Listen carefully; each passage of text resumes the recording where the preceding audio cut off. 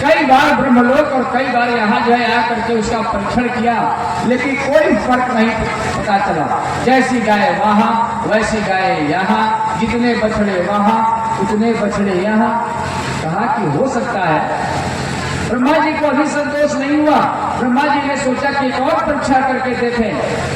कहा कि हो सकता है गांव में और सब गाय हो, वो गाय चल रही हो, मैंने उठा के ले गया है गाय में, गांव में से और आ गई है। सज्जनों, आज उसने क्या किया, भगवान श्री कृष्ण और बलराम ये खेलते खेलते कहीं आगे निकल गए। इसी बीच में सब ग्वाल बालों को ही ब्रह्मा जी ने अचेत करके और ब्रह्मलोक में लेकर के चले गए और वहां रख दिया। सज्जनों, सोचा कि अब क्या करता है यह ब्रह्म, यह अवतार लोग मानते हैं, अब यह क्या करता है देखें। ऐसे में जब अगले दिन आकर के देखा, जितने ग्वाल बाल वहां है वही ग्वाल बाल यहाँ भी पड़े हुए हैं। सज्जनों, ब्रह्मा जी को संदेह होने लगा कि यह बात तो कुछ न कुछ तो गड़बड़ है। यही सोच रहे थे, तब तक भगवान श्री कृष्ण ने कहा कि इनका कुछ उत्तर दे देना चाहिए, कुछ दंड इनको देना चाहिए, ऐसे इनको समझ नहीं आएगी। सज्जनों, जब बात समझ में न आती हो तो गार्जियन, शिक्षक, गुरु, समाज के बड़े लोग उस आदमी को दंड देते हैं। जब दंड देते हैं तो आदमी जीवन भर उसको याद कर लेता है। इसलिए कोई दंड दे रहा हो इसको बुरा नहीं मानना चाहिए। कई लोग जो है नाराज हो जाते हैं दंड पर। दंड का मतलब, एक दिन मैं गया था एक जगह किसी भले आदमी के यहाँ, तो उन्होंने अपने बेटी से कहा है कि बेटी जरा पंडित जी को पानी पिलाओ। तो वह लड़की 10-12 साल की होगी, खैर छोटी है, उसको ज्ञान इसका नहीं था। सज्जनों, वह गिलास जो लाई जल का, वह जैसे ही पकड़ करके डाला, जैसे हम किसी चीज पैसे को टांग देते हैं, ऐसे ही टांग करके लाई और मेरे आगे टेबल पर जो रखा था वहाँ रख दी। पानी पीने की सामग्री है वहाँ रखी हुई थी। जैसे ही वह लौटी, मैं उसको बुलाया कि बेटी सुनो, आई। हमने कहा कि ले जाओ, इस जल को गिरा दो, दूसरा जल लाओ। गार्जियन में उनके वहीं बैठे थे माता पिता लोग, मैं लौटा दिया। अगली बार भी जब वह गई तो फिर वैसे ही जल लेकर के आई। हमने सोचा कि शायद यह समझ जाएगी, लेकिन उसके मस्तिष्क में बात आई नहीं। मैंने कहा कि बेटा ये भी ठीक नहीं है। उसको भी मैंने कहा कि नहीं, फिर बदल के लाओ। उसको लग रहा था कि इसमें शायद कुछ पंडित जी देख लेते हैं, कुछ हो सकता है गड़बड़ी हो, इसलिए लौटा रहे हैं। और मैं लौटा रहा था कि उसको टांग के ला रही थी। सज्जनों, तीसरी बार जब लेकर के आई तो फिर वैसे ही लाई। हमने कहा कि ठहरो, तुम्हारे माता पिता ने कभी यह नहीं बताया कि जल किसी को पीने के लिए कैसे दिया जाता है? तो उसके माता पिता को जो है यह बात यह समझ में आया।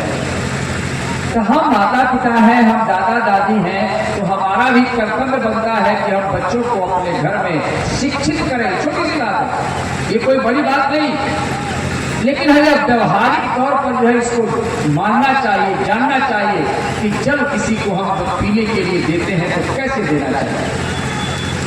जब तीसरी बार उसको समझाया कि बेटा इस तरह से जल ला करके किसी को नहीं देते हैं। सज्जनों, अब उसके बाद मैं कभी भी वहां जाता हूँ, एकदम जल जो सीधा जैसे लाया जाता है वैसे ला कर देता है।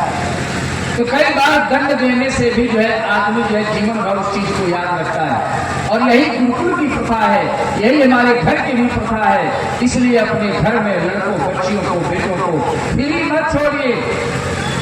जितने लोग फ्री छोड़ते हैं, घर के नियम और चीजें नहीं बताते, सबको आगे बड़ा पश्चाताप करना पड़ता है। सज्जनों, एक छोटा सा उदाहरण मैं आपको दिया, लेकिन ये बड़े बड़े काल भी समाज में इसलिए घट रहे हैं। दो चीजें अभी मैं बताया कि गाय का जो है सानिध्य लोगों को प्राप्त नहीं है। नंद बाबा ने पहले गाय चराने के लिए भेजा, बाद में उनका उपनयन संस्कार करके तब जो है वो लोग पढ़ने के लिए गए।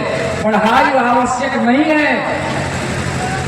आवश्यक का मतलब ये नहीं कह रहा हूं कि जीवन भर नहीं पढ़े, पहले पढ़ाई आवश्यक नहीं है। पहले अगर गाय के सानिध्य में यदि अगर बच्चे को उसका पालन हो तो निश्चित रूप से बच्चा चरित्रवान होगा, चाहे वह बेटा हो बेटी हो। उसकी इंद्रियां मजबूत इतनी हो जाएंगी कि वह आदमी कभी जीवन में चित्रहीनता की तरफ जाएगा ही नहीं, सोचेगा ही नहीं। सज्जनों, इसलिए गाय का सानिध्य जरूर जो है प्राप्त करिए। गाय के साथ जरूर अपने को जोड़िए, चाहे बड़े हो, बूढ़े हो, बच्चे हो, सब लोग अपने आप को गाय से जोड़िए। सज्जनों, जिस दिन भारतवर्ष में पहले गाय से लोग जुड़े हुए थे, वो चीजें देख लीजिए, उस समय का चरित्र देख लीजिए और आज का चरित्र देख लीजिए। कभी जमाने में आप लोगों को याद होगा, कभी आज के जमाने में 5 साल के लड़के को चश्मा लग जाता है, 10 साल के लड़के के बाल पकड़ने लगते हैं। ये सब घटनाएं हो रही है कि नहीं? इसका मतलब है कि हमारी इंद्रियां जो है, आंख, नाक, कान, मस्तिष्क से सब कमजोर हो रहे हैं। गाय से जो हमारा संबंध जुड़ेगा, यही बात बताना चाहते हैं श्रीमद् भागवत महापुराण के माध्यम से कि नंद बाबा ने पहले गोचारण का जो है आदेश दिया, पढ़ाई के लिए बाद में जो है व्यवस्था की। बोलिया नंद कंद भगवान की, गो माता की।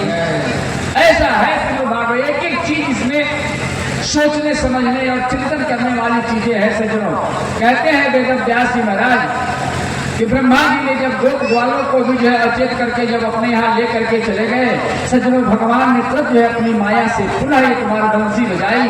सब ग्वाल बाल सब बन करके तैयार, जैसे जो गया है, जो कपड़ा पहना है, छोटा मोटा लंबा ठिकना जैसे भी है, सब लोग तैयार, सब लोगों के साथ फिर अपने अपने गाय लेकर के सब लोग घर चले गए।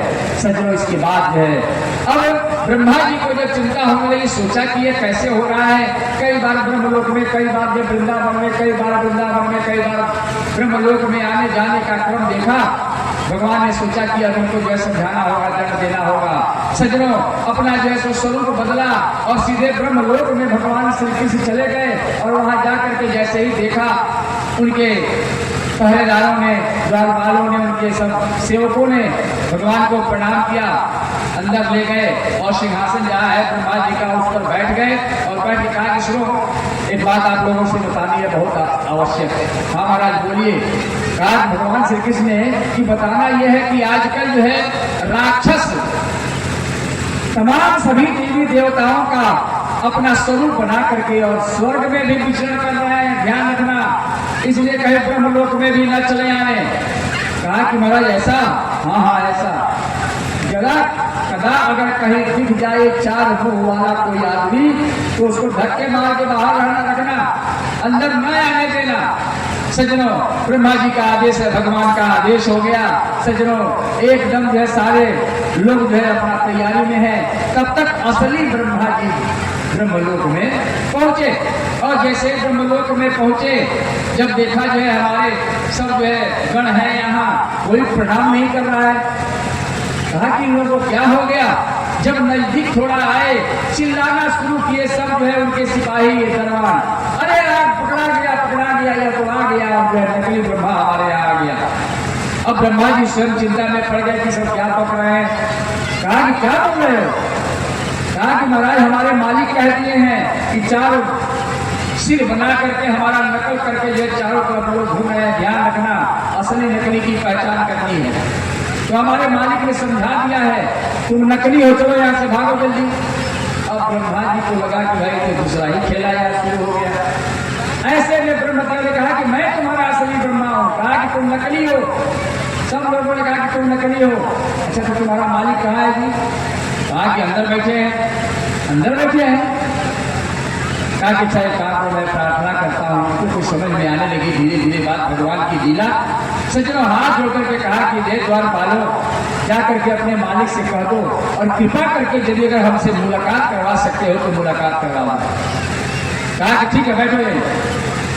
बैठा करके चले गए दरबान ब्रह्मा जी से, भगवान से मिले और कहा कि महाराज पकड़ लिया है हम लोगों ने, आपने जैसा कहा है ठीक वैसा ही जो है एक ब्रह्मा जो है वहां आकर बैठा है। क्या कह रहा है? कह रहा है कि आपने मालिक से मिलवा दो। तो बुलाने उसको, कहा गया बुलाओ। भगवान से मिलने के लिए चलते हैं ब्रह्मा जी, और ब्रह्मा जी अपने अंदर जब पहुंचने का प्रयत्न करते हैं, जैसे अब लगा कि भगवान की दृष्टि और ब्रह्मा की दृष्टि आमने सामने हो जाएगी, तब तक जो है ब्रह्मा जी के आसन पर जो भगवान श्री कृष्ण बैठे थे अंतर्धान हो गए। अंतर्धान होकर के वृंदावन चले आए और जाकर के इस घटना से ब्रह्मा जी को ज्ञान हो गया। जाकर के उस ब्रह्मा जी के सिंहासन पर लोट करके गिर करके रोने लगे और कहा कि हमसे बड़ी भारी भूल हो गई, यह क्षमता और किसी में नहीं, यह परम ब्रह्म परमेश्वर ही है, उनका अवतार हो चुका है। सज्जनों लौट करके आए वृंदावन में, भगवान के चरणों में गिर गए। त्वमादिदेव पुरुष पुराण त्वमस्य विश्वस्य परम निधानम् वेदासि वेद्यं च परं च धामं त्वया ततं विश्वमनन्तरूपम्। हे परम ब्रह्म परमेश्वर, आप अनंत रूप हो सकते हैं, अनंत रूप ही है, मैं आपसे क्षमा मांगता हूँ। भगवान के चरणों में लौट गए और कहा कि हमें आप क्षमा कर दीजिए। सज्जनों, भगवान श्री कृष्ण ने कहा कि ध्यान रखो, अभी ब्रह्म ज्ञान तुम्हें ब्रह्मा